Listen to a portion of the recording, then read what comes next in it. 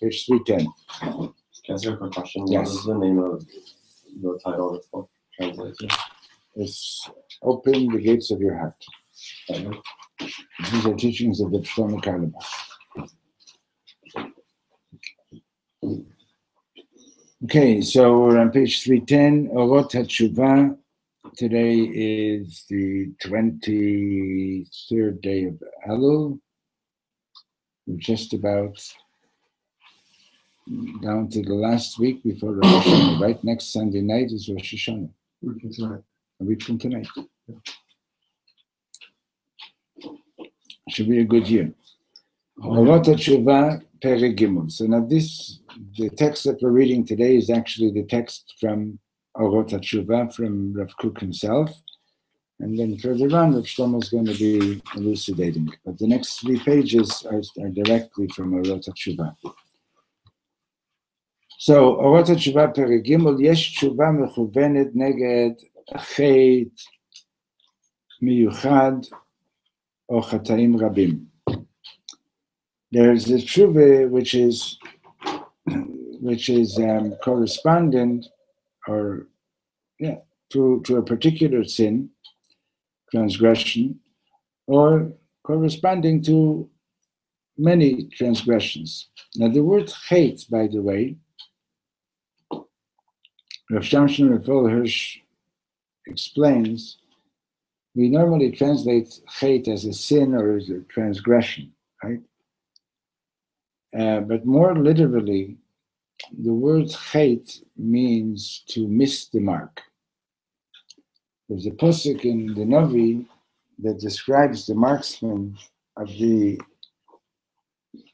the army of the Shevet Binyamin, that it says that he had 600 marksmen who could sling a stone at a target no bigger than a hair's breadth, v'lo yachti, and it wouldn't miss. In other words, so the whole idea of a transgression, of a chet, is that we're here to achieve something, to do something, right? And if you go astray, in other words, a transgression, the idea of a chet is that this takes you away from your target, right? In other words, if somebody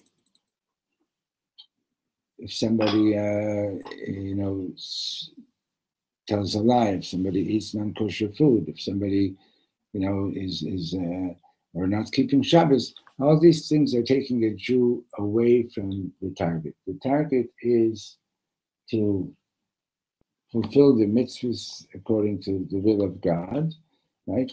To bring God into the world through Torah and mitzvahs. And the transgressions that the Torah tells us about, these are things that take us away from the target. Shuvah is to come back to the target, okay? Because Shuvah literally means returning, okay? It's also to be coming back to the path that will lead us to the right target. To the target, yeah. So there's tshuva there's tshuva that, like, that the person might be doing tshuva over a particular transgression or over a number of transgressions. Shaya, pass me the okay, thank you. Can you get the door, please? You know what? Push this table about 2-3 inches out. Good. Like that. So, V'Adam, how you have it? Come sit close. Is that a fan or is that an air conditioner? It's an air conditioner.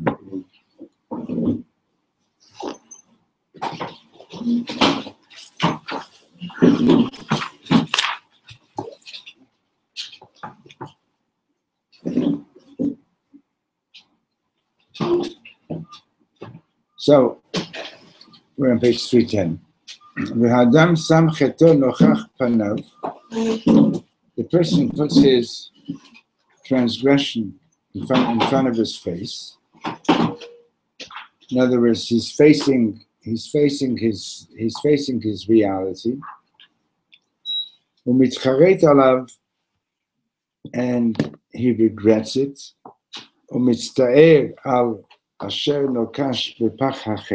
And he has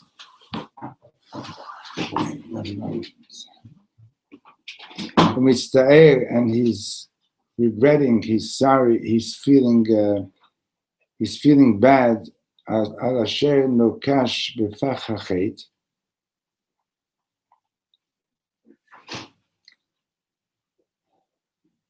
Hello.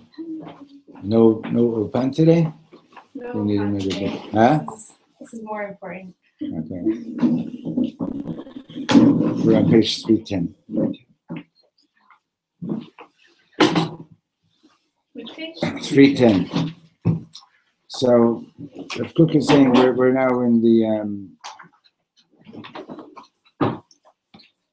third line, right? So Rav Kook is saying that I'll reread those 3 lines. Okay, yesh tshuva mechuvenet neged chet miyuchad. There's a tshuva that a person might be doing over a particular transgression, or chataim rabim, or a number of transgressions. Ha'adam sam cheto nochach panav. So the person in the process of tshuva is facing his transgression. U'mitcharet alav u'mitztaer al asher nokash b'pach hachet, and he regrets it. He feels bad that he got that he fell into the trap of the transgression. And he begins to climb out of it. Until he is liberated from being enslaved from the enslavement of transgression. Magish b'kirbo et hachirut hakdosha, till he's able to feel the freedom, the freedom of holiness, hani'ima me'od, or the holy freedom, hani'ima me'od lenafsho hanahala'a. That's a word that I don't know, but in any case, it's that freedom of holiness is so sweet for his soul. And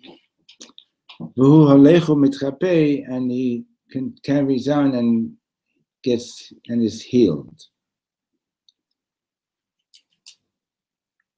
V'zoharei ora shel shemesh hachesed. Rav Kook was very poetic, and the rays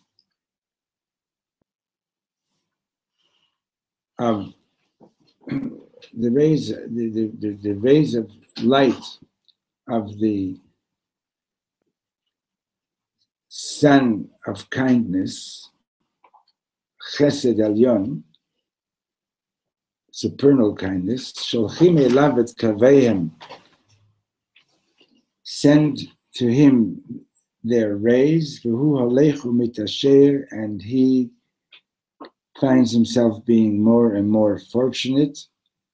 Holechu mitmalei oneg v'deshem pnimi, he continues and is filled with a rich inner joy, a rich inner sweetness, yachad im leiv nishba v'nefesh shacham meduka, together with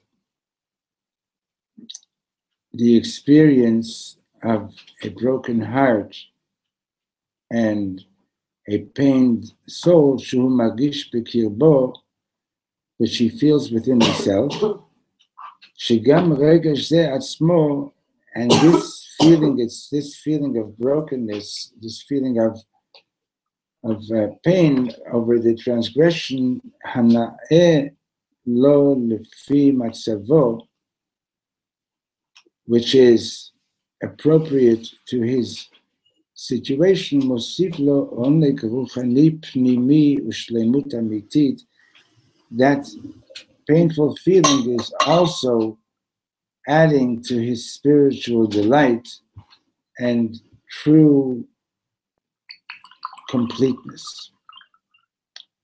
In other words, there's a few aspects to tshuva. So one is, okay, so the person has done a transgression, right?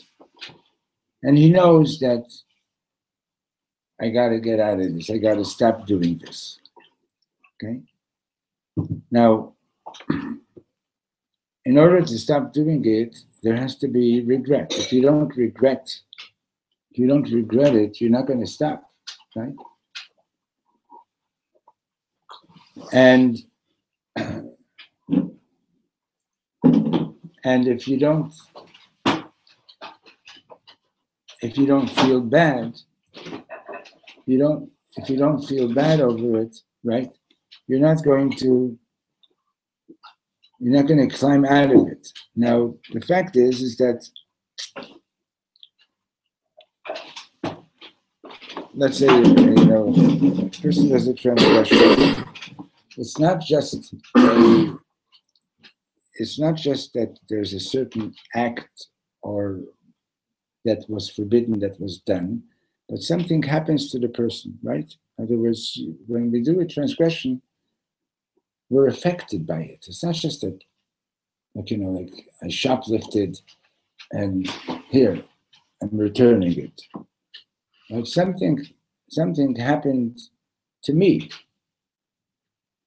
There's some kind of a spiritual damage that's occurred within me as a result of doing it, right? Okay. So what, and in a certain sense, we become enslaved to it, right? Like the Gemara says that you do a transgression one time, you feel regret. You do a second time, you already begin to think it's not so bad, right? It's you already you already permit yourself, right? In other words, you're already enslaved to it.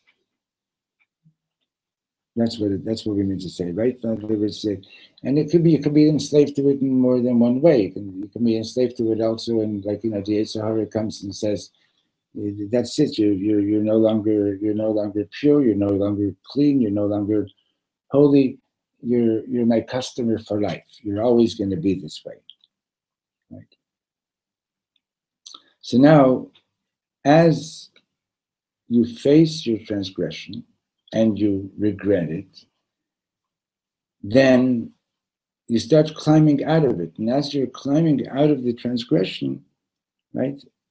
You start to then you're being liberated from being enslaved to it, and you start feeling this this freedom of kedusha, holy freedom. And that's something very, very sweet. And you start healing from the transgression. And then Hashem sends you rays of kindness, rays of light from the sun of kindness, supernal kindness, and you feel strengthened and enriched by all of this.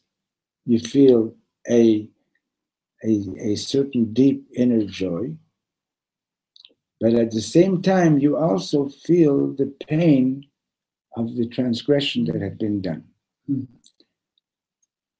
And that pain that you're feeling at this time, at this point, is actually different from the pain at the beginning of the tshuva. At the beginning of the tshuva, the person is feeling the pain of this is really bad stuff. I got to get away from this. Okay? The pain that he's talking about further along in the tshuva process is the pain of how could I have done such a thing? How, I'm sorry that I ever did that. Okay, even though I'm no longer doing it, right? But now this pain is actually an enriching pain, because it means that it's indicating that your sensitivity to the transgression has increased, right? There's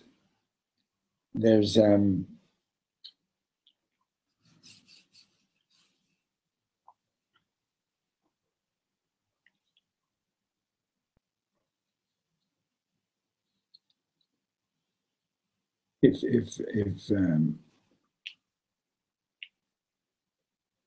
I should say, for some reason or other, I'm at a bit of a loss for words, but I'm trying to express this, that the other week we spoke about righteous indignation, right? You know what we mean by righteous indignation, right? No? Righteous indignation is, take for example, some people have anger, right? Almost everybody does, right? And so that phone feels ignored, but it's okay, we'll continue to ignore it.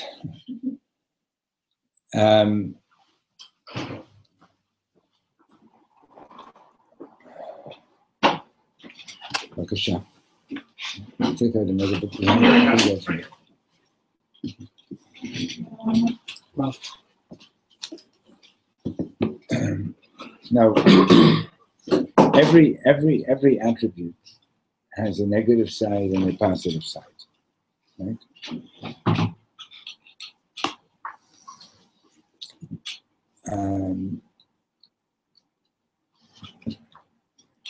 So let's say, for example, isn't it you're channeling, right? Like that negativity, but you're using it in a positive way. Using it in a positive way.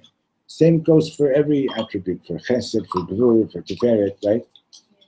So let's say, for example, let's say you know that there's somebody down the block that is abusive to his family, treating the children abusively, or treating his wife abusively, or she's treating him abusively, right? And you continue living your life. You know, you're a good person. You're living your life the way you should be, the way you should be living, right?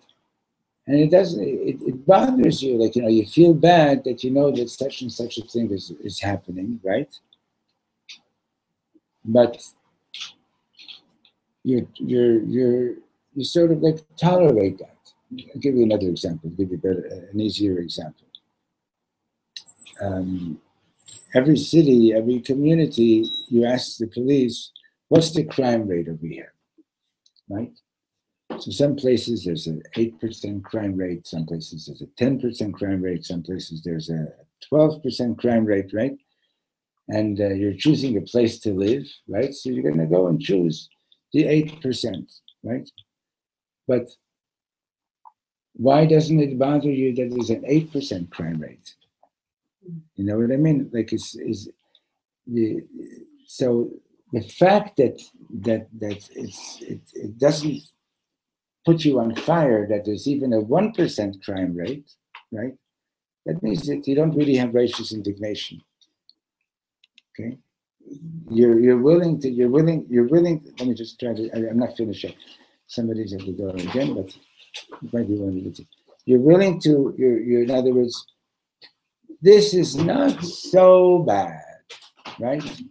It's not so bad. It's not as bad as it is elsewhere, right? Was it one of the teachers or? No, okay, some students. Yeah. It's okay. On the top shelf is where the kitas are. You found? Yeah. Okay. Good.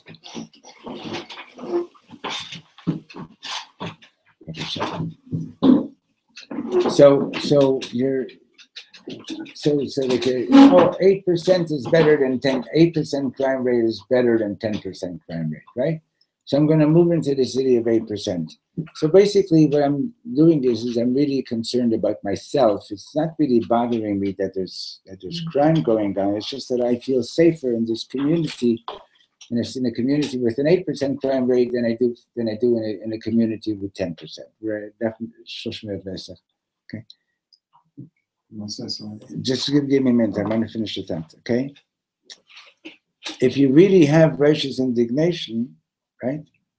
You don't have any tolerance for 8%. You don't have tolerance for 10%. You don't have tolerance for 1%. In other words, it really bothers you that there's even a 1% crime rate. Understand? I'll give you another example.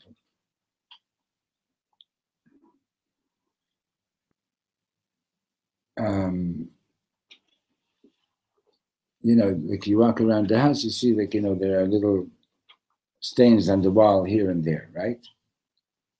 Now, probably happens in your house also, right?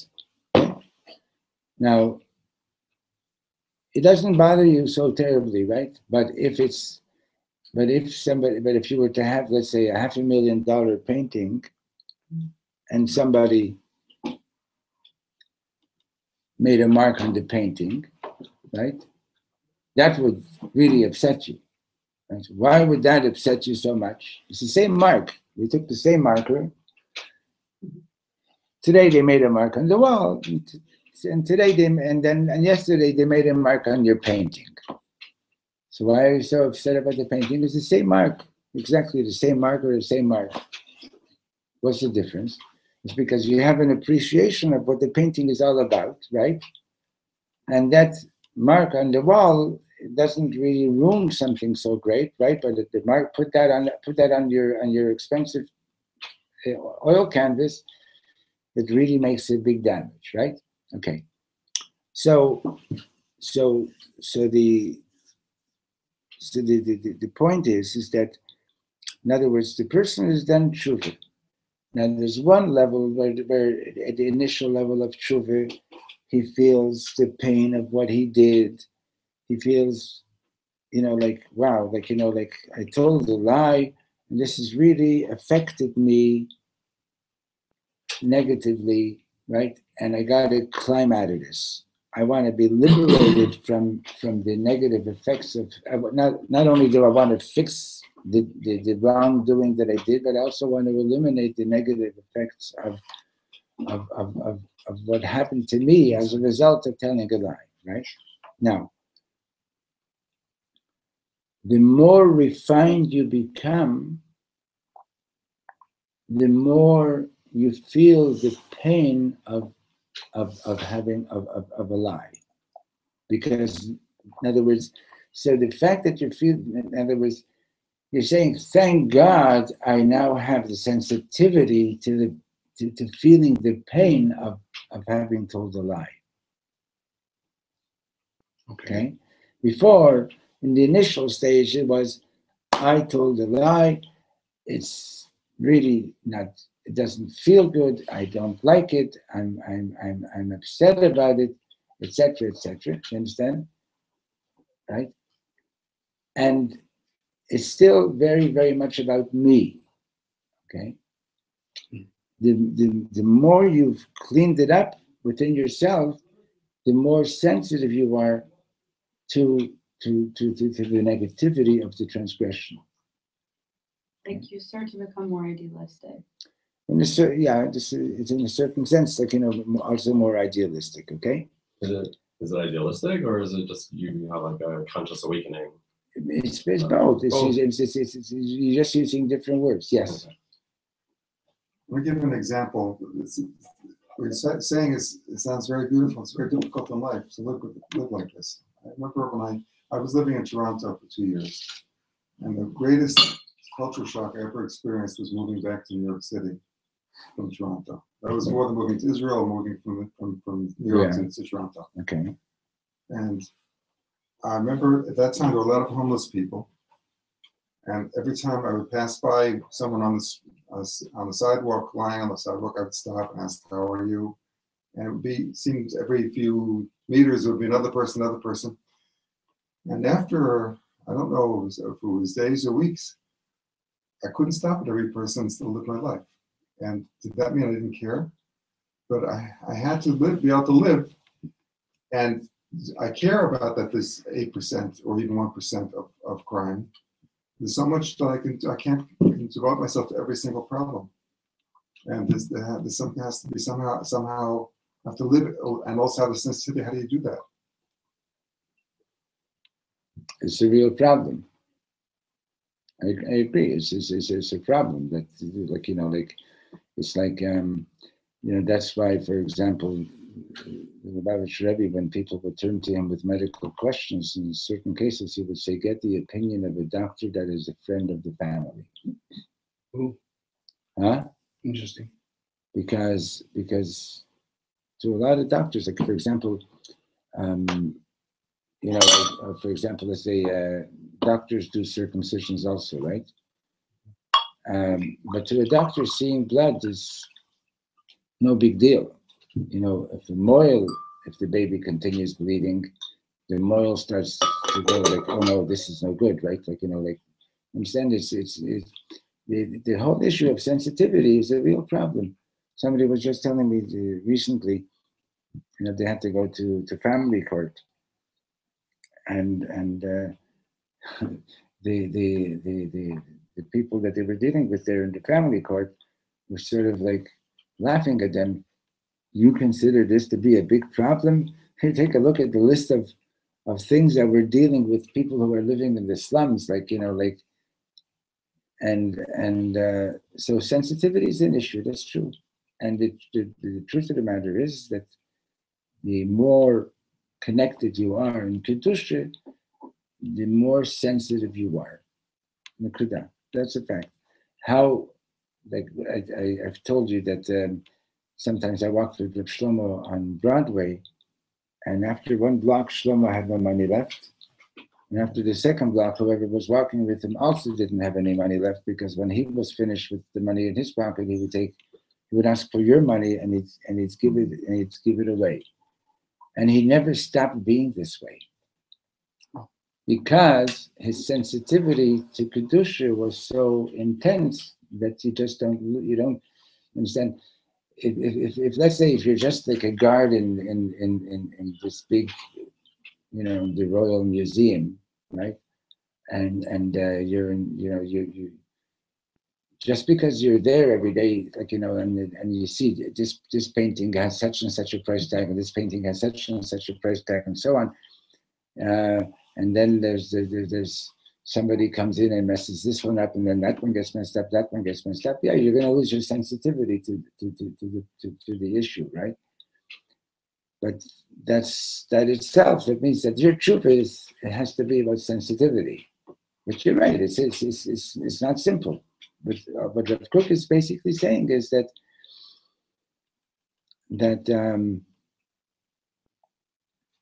like two people come to you and one of them has a real big problem and you feel really bad for that person, and the other person also has a problem, but it's nowhere near that problem, and you don't really feel so bad about it.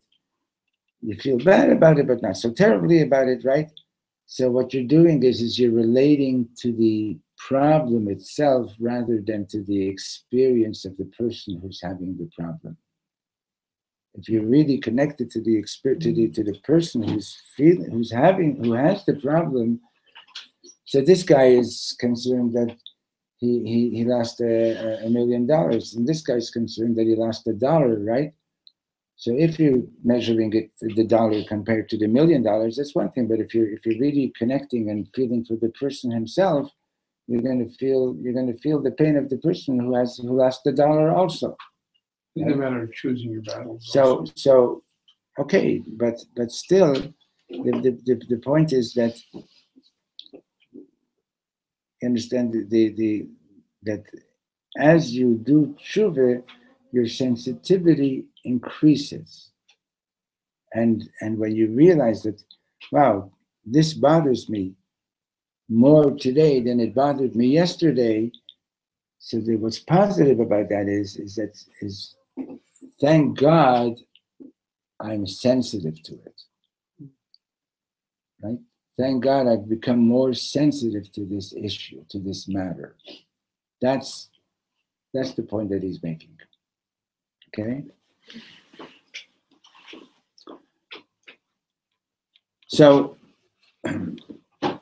the middle of the page, the line begins with the word oneg. Okay, so at the period. Holechu magishu mitkarev limkor chayim. Right? If you want one that doesn't fly off, there's on the top shelf, there's other ones. Like, that one is a helicopter one. On the top shelf at the left, you see? Yeah. There's big ones, small ones, all kinds. Okay.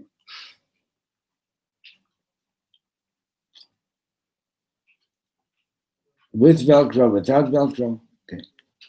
So, holechu magishu mitkarev limkor hachayim.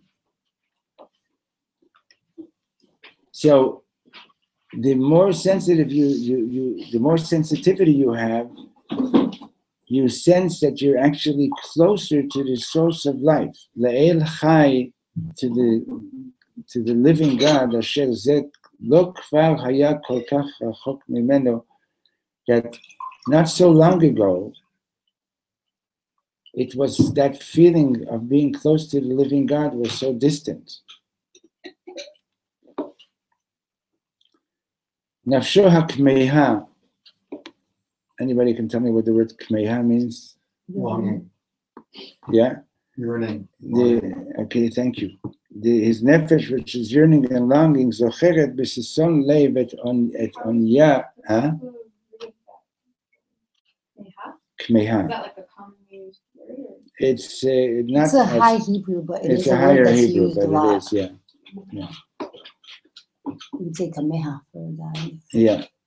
So nafsho hakmeiha zocheret. Rav Kook's Hebrew is very, very sophisticated. Nafsho hakmeiha zocheret b'sison leiv et onya u'mevuda hapnimiyim. So now his longing soul remembers. It's happy to remember how once upon a time it was in a state of poverty. How once upon a time it was in a state of poverty, in inner poverty and inner lowliness. And it's now filled with feelings of gratitude, song and praise. Hinoseitz kol, and it raises its voice, saying, Bochi nafshi et Hashem, let my soul praise God and thank God, Val tishkechi kol gmulav, and do not forget all the kind things that God has done for it. Hasoleach lechol avonaychi, who forgives all your transgressions. Harofeh lechol tachluaychi, who heals all your illness. Hagoel mishachat chayaychi, who redeems your life from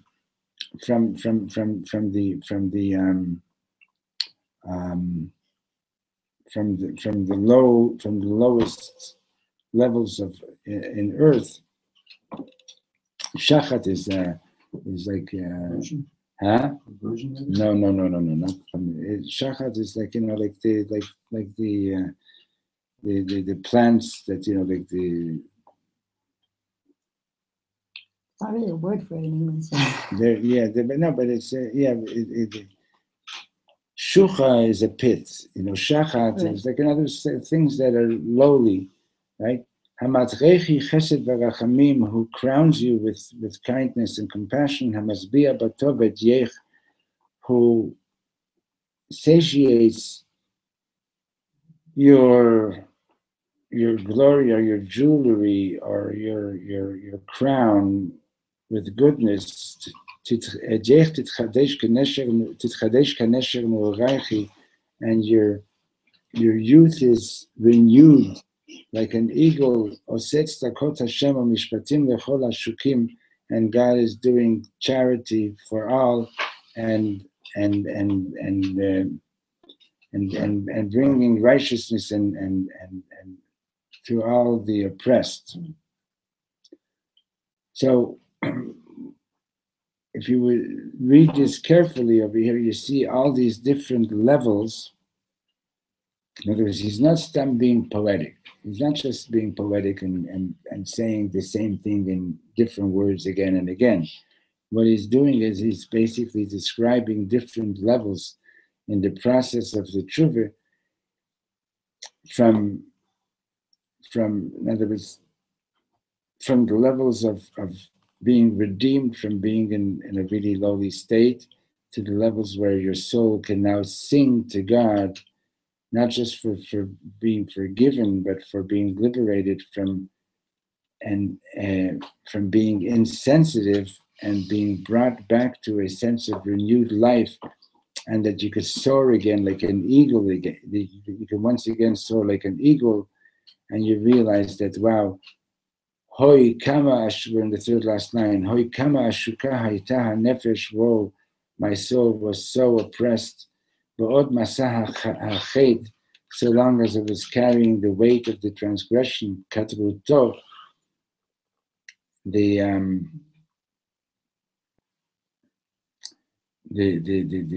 how blackened it had become. Gasuto, how gross or how insensitive it had become. Visibloha ayom, and this awesome weight that it was carrying, munach aleha, that was placed on it. Kama hayta yehuda b'schufa. In other words, now that you're advanced in your state of tshuva, now you realize how low it had fallen. Gam im osher v'chavot chitzoni nafala lechevel, even if in the process of your life, you got all this tremendous wealth, external wealth. Page 311. Ma yo'il kol hon. What value is there in all that wealth? Im hatoch hapnimi, if the inner dimension of life, toch hachayim, the inner dimension, the inner life, humiduldal v'yavesh, if on your inner level there's poverty and dryness. And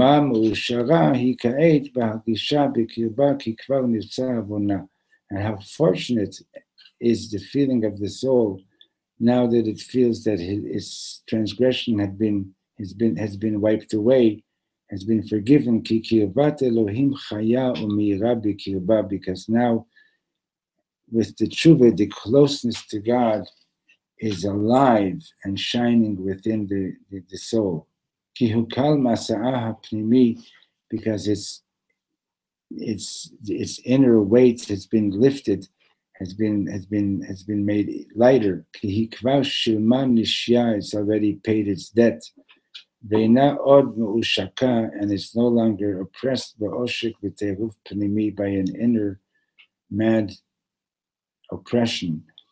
Milayahi menucha v'shalva kshira, now it's filled with a kosher tranquility, an appropriate tranquility. Shuvi nafshi limnuchaychi, my soul has returns to its place of comfort. Ki Hashem gamal alaychi, because Hashem has been kind to you, to it. So these are, in a sense, these are what's like, you know, the lights of tshuva, the benefits of doing tshuva is not just that you are freed from repeating the transgression, but you're freed from that weight that you were carrying around as a result of all the transgressions, and you're liberated from the insensitivity that comes along with the transgressions. Right?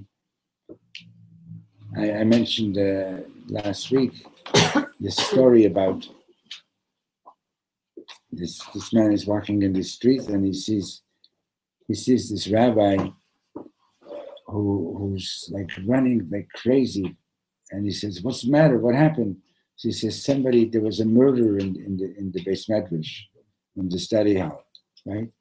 And he goes to the yeshiva, and everybody's walking around like nothing happens. He says, I just heard that somebody got murdered. And they said, "What are you talking about?" So finally he meets the rabbi again, and he says, "What are you talking about? Nobody got murdered." So he says, "No, somebody was embarrassed in public." Right? So how much sensitivity do you have? Nobody likes to see somebody embarrassed in public, right? Hopefully not. Hopefully not, right? But do you feel that a murder took place? Right? The Talmud says, right, what Shlomo once taught us in the name of the Zohar. Now, just to visualize yourself for a moment, you're standing at Har Sinai. You know that in another few minutes, Hashem is going to be giving us the Torah. And somebody tugs at your sleeve and says, do you think do you think that God is going to tell us you're not allowed to commit murder? You'd look at that person and you'd say, like, are you here or you're not here? Right? Of course you're not allowed to commit murder, right? So then why did God have to tell us, lo tirtzach, don't commit murder, right? So on the street level, we heard don't commit murder. We heard it means like don't mamish physically go and commit murder, right? On a higher level, we heard don't embarrass anyone in public. On a higher level, we heard don't take your anger out on anyone. On the highest level, we heard don't even ignore anyone. Right?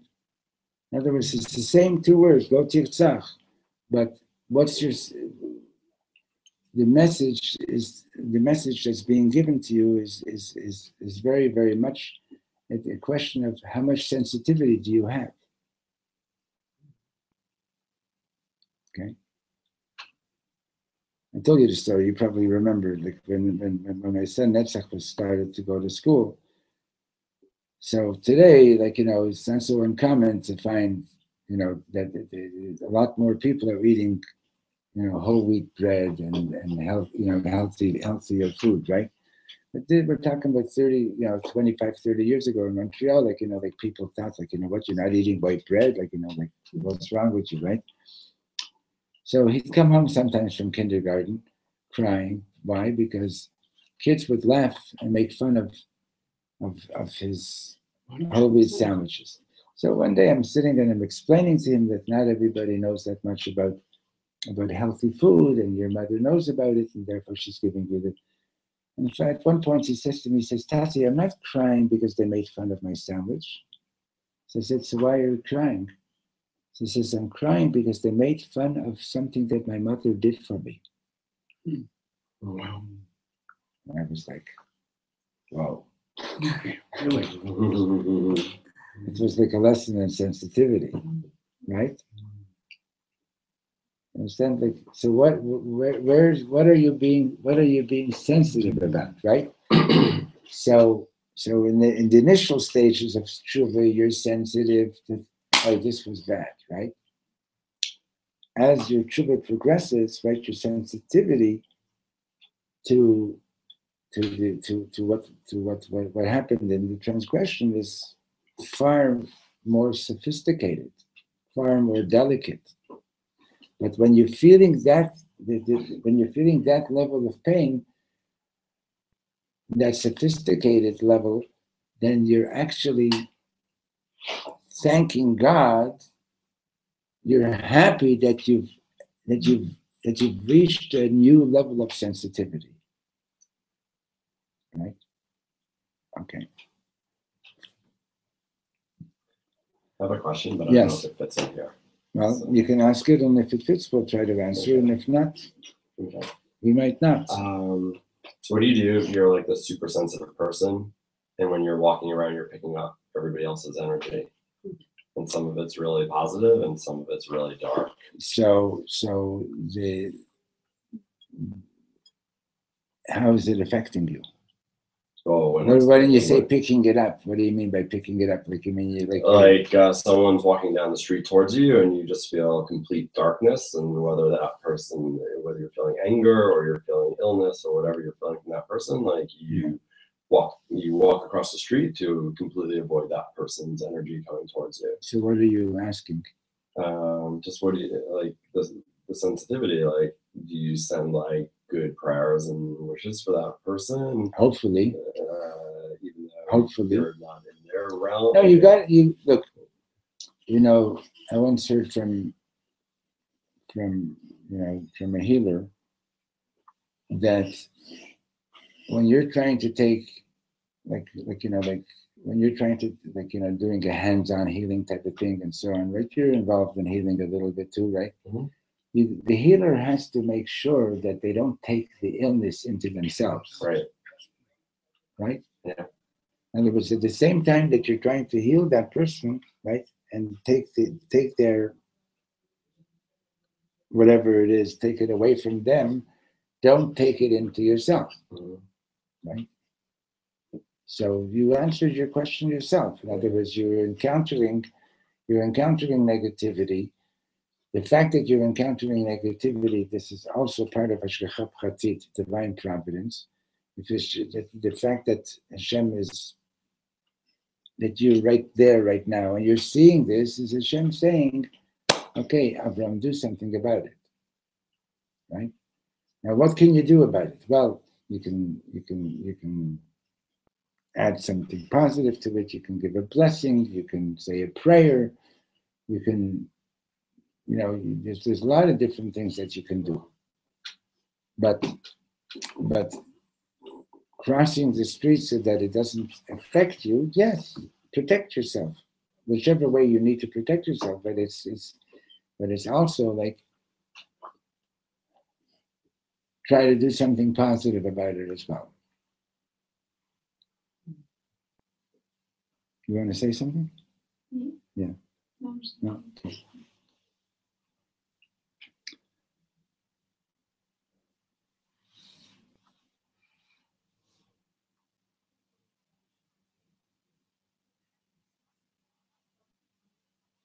So till now he was talking about in other words that your truth, the tshuva is focused on a specific transgression or on something that you can identify. Okay. V'yeshna od hagashat tshuva. Then there's another sensitivity or feeling that's related with tshuva, which is stamit. Just for a couple of minutes, I'll turn it on. Stamit klalit. It's stam. It's a general feeling. Ein chet o chataim shel avar olim al libo.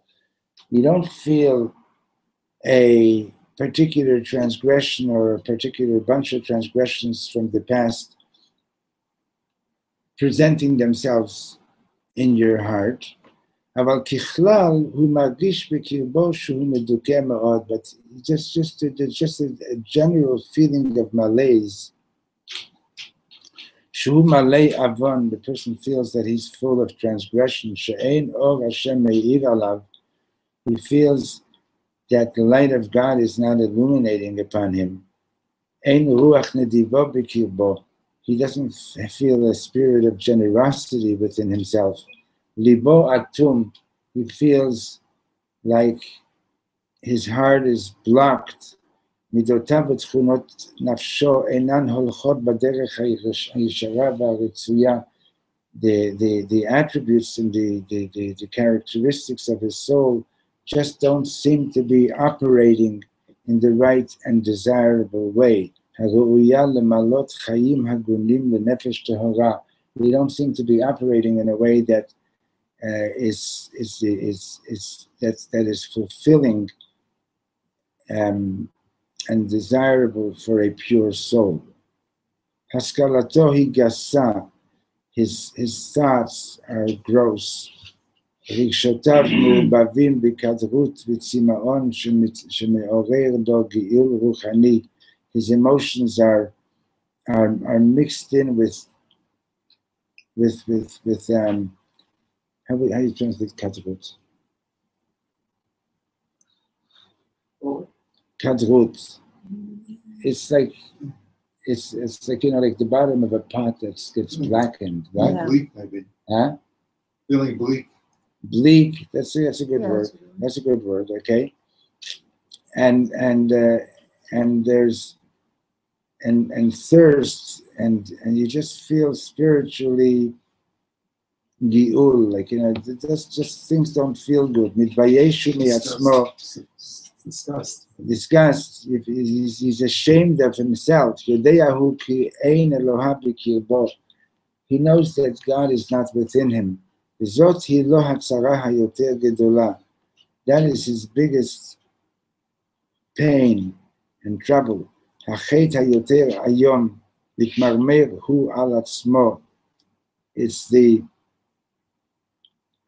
It's the more frightening transgression. He's murmuring against himself. And Yodeyahu, I'm sorry, and he doesn't find an escape from the trap that he's in. He doesn't have any special plan. He just feels like he's stuck in this it's fancy Hebrew. Sad. So it comes inside. No, it's a samach. Oh. It's seed. Is like, how do you say seed? The stuff you stick on the walls, limestone. מתוך מרירות נפשית זו באה תשובה קרתיה של רופא אומן. So from within this bitterness of the soul comes the, I never saw the word kirtiya. Kirtiya is critical. Shel rofei uman, of you got to find the critical tshuva of an expert healer. Hagashat HATSHUVAH ba'omek yidiyata smichuta hagdola ba'omek hanefesh v'seiter הטבע וכל חדרי התורה, האמונה והמסורת, בכל כוחה היא באה וזורמת בתוך נפשו. Okay, so what he's saying is that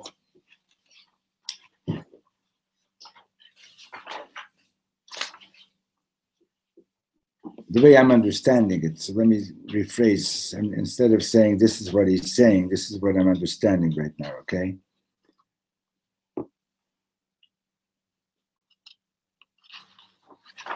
There are times that you feel that, you've seen the light, so to speak, okay? In other words, like, you didn't know that such and such a thing was wrong. You found out that it's wrong. You did tshuva over it. You feel like so much better. You feel so much, you feel like really good, okay? And then as you continue, there's also like, there are times where you just feel like yesterday, you did this mitzvah and you felt like, wow, this is so beautiful. Today you're doing it and you're just not getting any light, right? You're just not getting, it's just not touching you, it's not reaching you, right? You're saying, I really believe in this, but it just feels like there's this,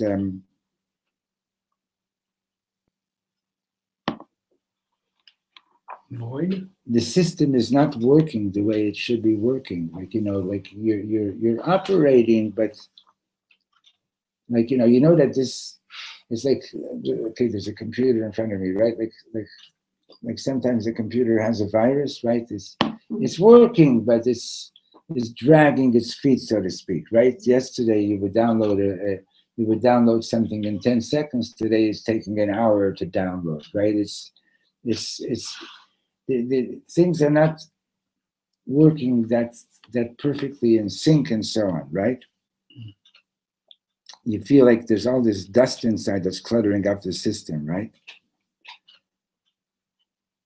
So what he's saying is over here is that when you feel the bitterness of that,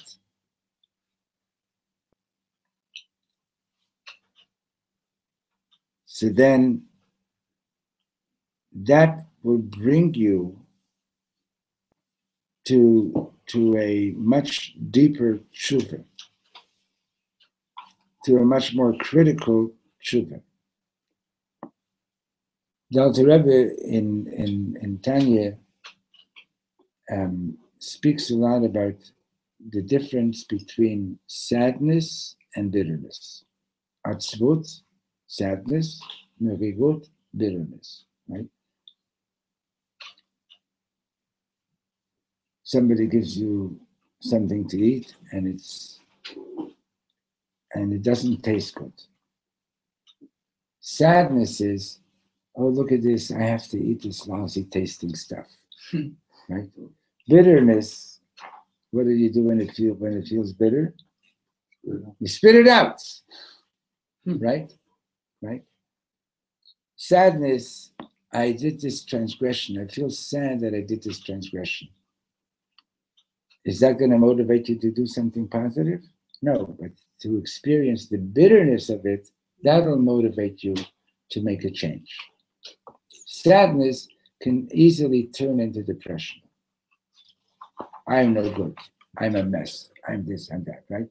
But when you feel the bitterness of it, it's like, like you bought this fancy Harley Davidson and it's not moving the way it's supposed to be moving, right?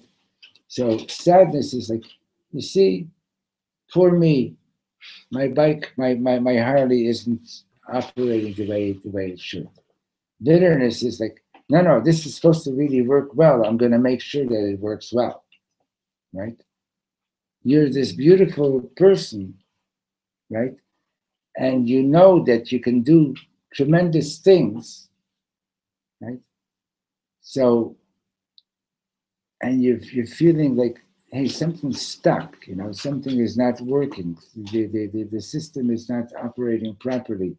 I'm feeling sad over the wrong things. I'm feeling, and things that I should be feeling really bad about, I'm not feeling bad about those. I'm getting excited over nonsense, and instead of getting excited over something really positive, etc., right? You're feeling that the system it's operating, but not quite the way it should be, right? So when you feel that bitterness, you're going to feel motivated to really go in and do a fine repair. Right? There's even in healing, right? So there's like the person's in pain, so you give them a couple of painkillers, but it's not really, nothing has really been repaired. No, you're just masking. You mask the pain, right? Nothing has really been repaired. You've treated the symptom, You've treated the symptom. So good, so mazel tov. You know, thank God for that, right? But you're not at full energy. It's like, what do you call it? You ever learned about MRT, muscle response testing, and so on, right? When I'll tell you, and I'll finish with this. There was a girl here it's like 15 years ago, maybe, yeah, and her father is a major chiropractor. Like, he's got, like, you know, major training in all forms of healing. Okay, so as it happened, I was going on one of my trips, and she was in Berkeley, and I was doing an evening there. And her father, who lives on the East Coast, her father and mother actually came to visit. And I had gotten such a severe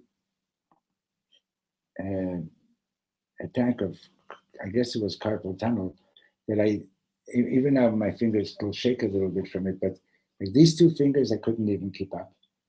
And the rest of my hand was so numb that when I was washing dishes, I would actually have to look to make sure that I'm actually holding the dish, because I didn't feel it, okay?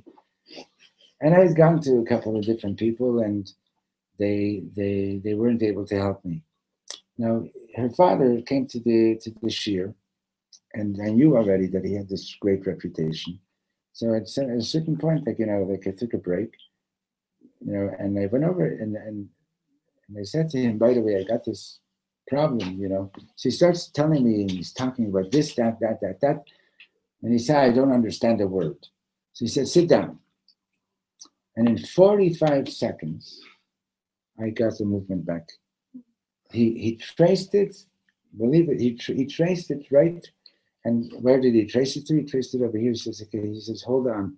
And he went, ah, and like, you know, really squeezed into my jaw over here, into the joint. And my hand started working again, right?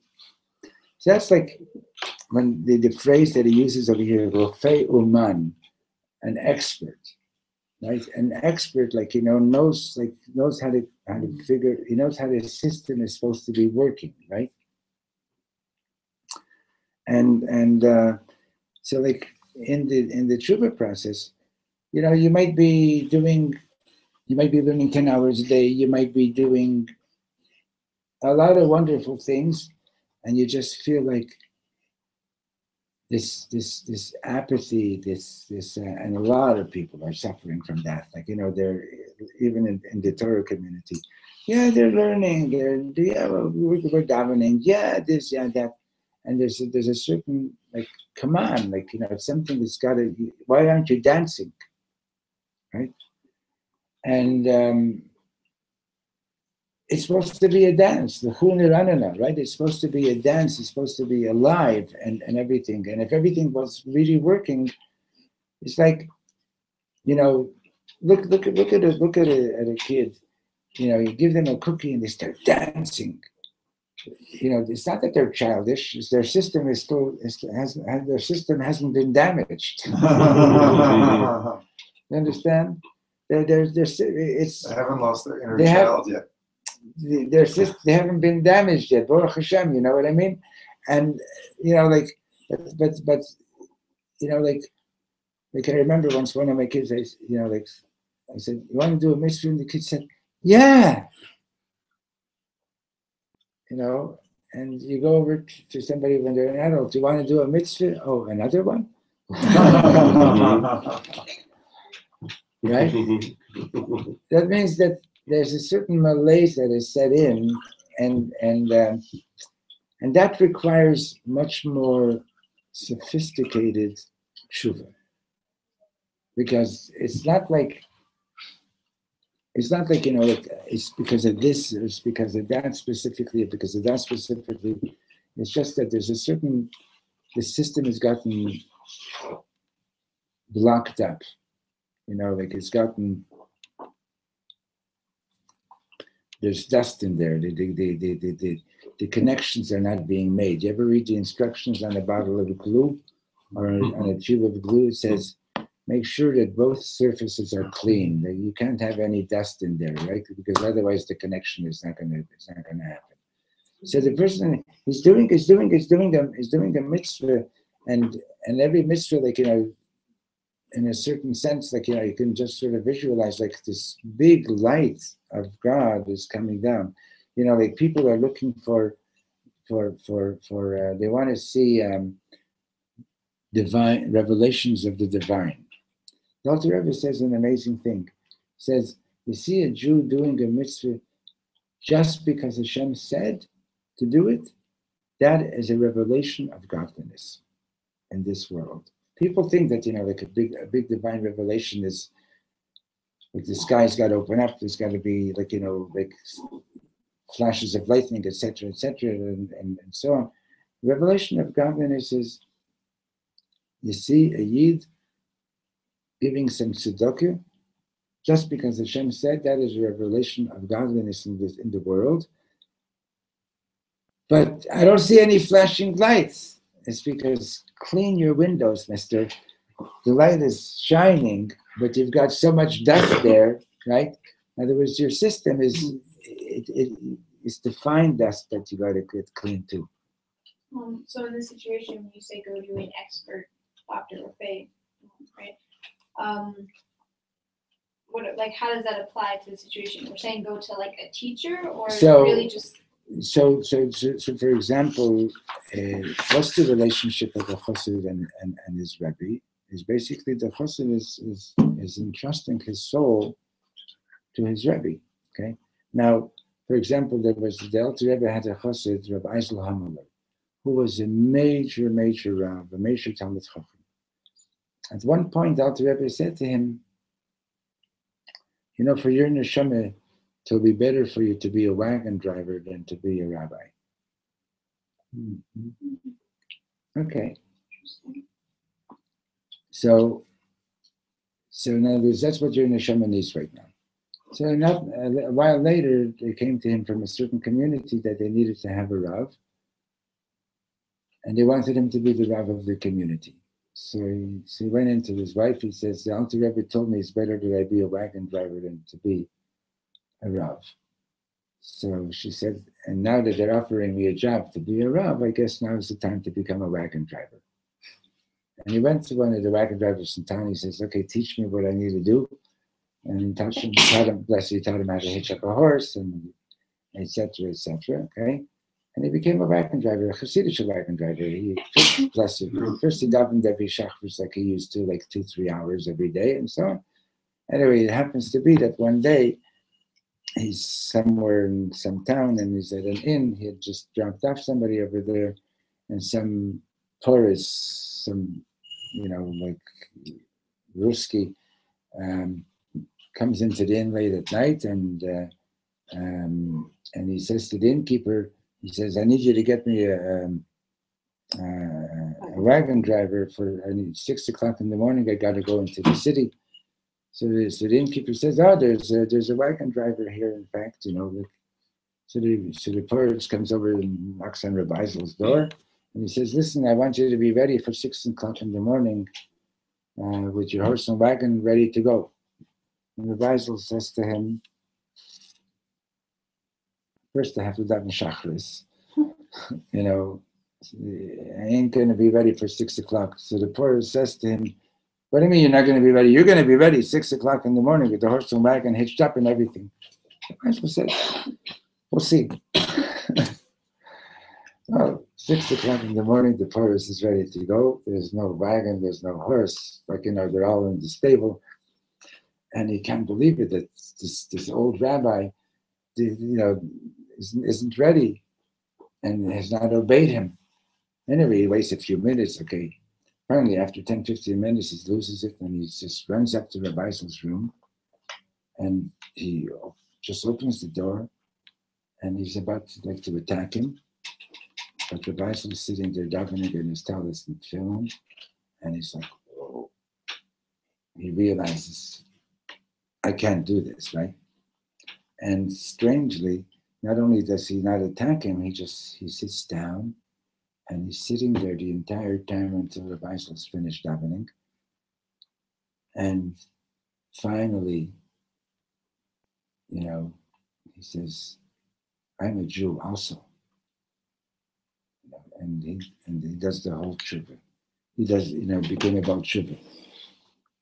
So then afterwards, on the next visit to the Alter Rebbe says to him, okay, now you can be a rabbi.